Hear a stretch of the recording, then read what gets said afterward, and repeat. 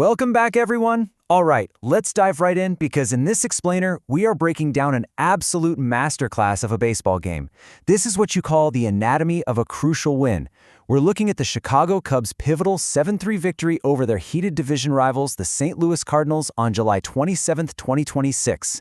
This wasn't just your standard run-of-the-mill midsummer win, you guys. This was a complete, top-to-bottom roster statement slapped right in the middle of a tense playoff chase.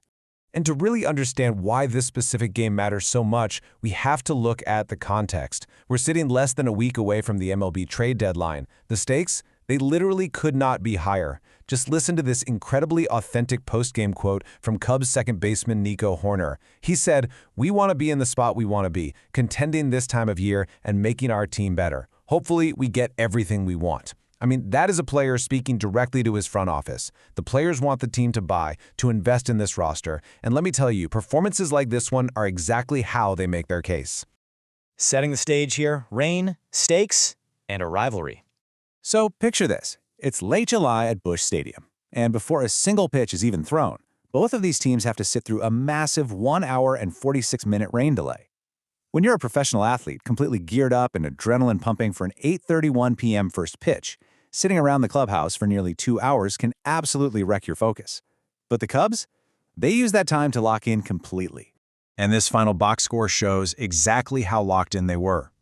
The Cubs completely overpowered the Cardinals, pushing across 7 runs on a commanding 14 hits with 0 errors. That boosted their season record to a really formidable 60-46. Meanwhile, they managed to keep St. Louis pinned right at exactly .500 at 53-53. Moving on to our starter, Peterson sets the tone, ground balls and redemption. You know, to get a massive offensive explosion, you first need your starting pitcher to keep you in the game, right? And David Peterson posted a remarkably solid stat line here. He navigated 5 2/3 innings, giving up just 2 earned runs on 3 hits with 2 walks, all on 86 pitches. Since being acquired from the New York Mets back in late June, the 30-year-old southpaw has been incredibly consistent. He's allowed 2 or fewer runs in 4 of his 5 starts in a Cubs uniform. But here's the absolute crucial point. You have to look at the context of who he was pitching against. His only bad start as a Cub happened to be against these very same Cardinals just 3 weeks prior at Wrigley, where they absolutely shelled him for 10 runs in less than 4 innings.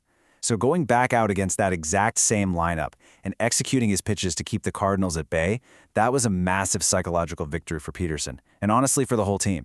Manager Craig Counsell pointed out after the game that Peterson perfectly executed his game plan with catcher Miguel Amaya, leaning heavily on his sinker. Counsell highlighted how the swings at the sinker were resulting in ground balls, saying, "That's exactly what we want."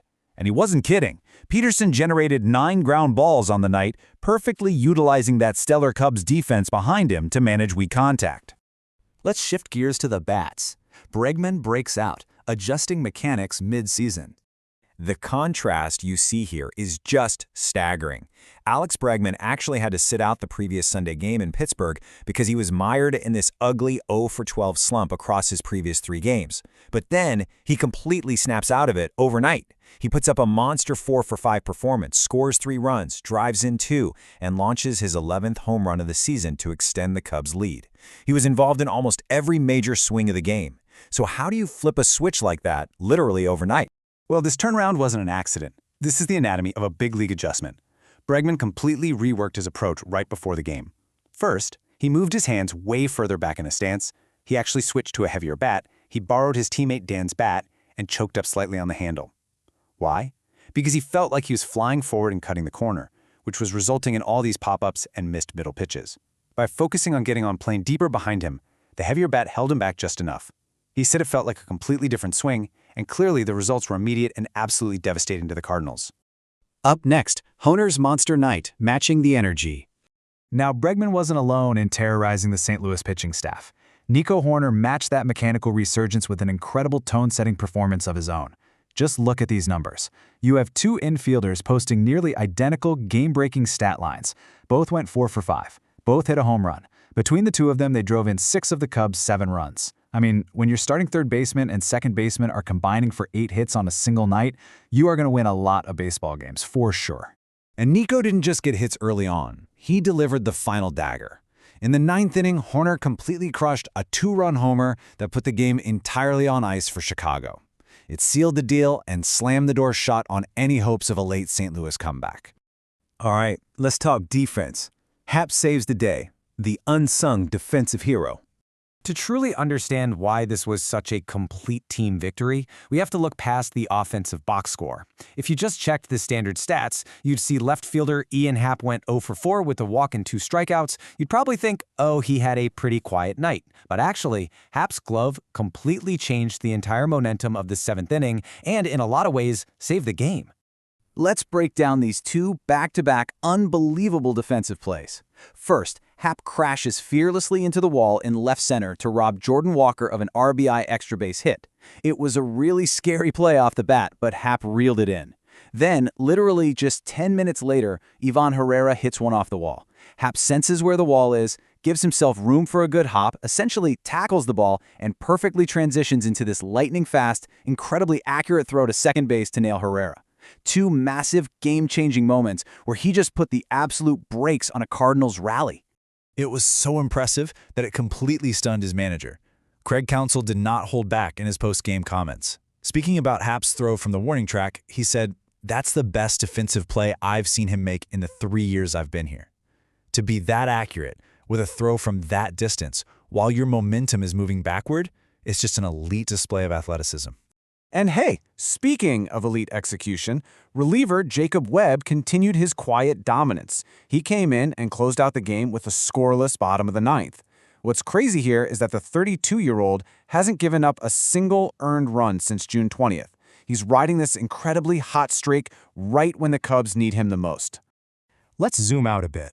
The trade deadline push, proving their worth. Looking at this from a macro level, consider this remarkably honest quote from Nico Hoerner again. He admitted, "The time leading up to the trade deadline does feel different. It's exciting, it's an opportunity, it's also uneasy." He talked about how players aren't just robots out on the field, right? They're human beings. They're forming bonds on flights, at dinners, in group chats. The threat of teammates being shipped away, or maybe the hope of new reinforcements arriving, it creates this highly urgent, super high-pressure environment in the clubhouse. And honestly, that is exactly why they played this game the way they did. The goal is simple. You force the front office to buy. When a team puts together a performance where the starting pitcher overcomes his past demons, the big bats make immediate mechanical adjustments for 8 combined hits, the defense is literally sacrificing their bodies to make historically good plays, and the bullpen totally shuts the door, well, that is a team earning the right for their front office to invest in them. So I want to leave you with this final thought. The players have made their statement loud and clear on the field in St. Louis. But with the deadline now just days away, will this complete all-around performance be enough to convince Jed Hoyer and the Cubs front office to go all in for 2026? We're going to find out real soon. Thanks for joining me for this explainer, everyone. Keep studying the game, and I'll catch you in the next one.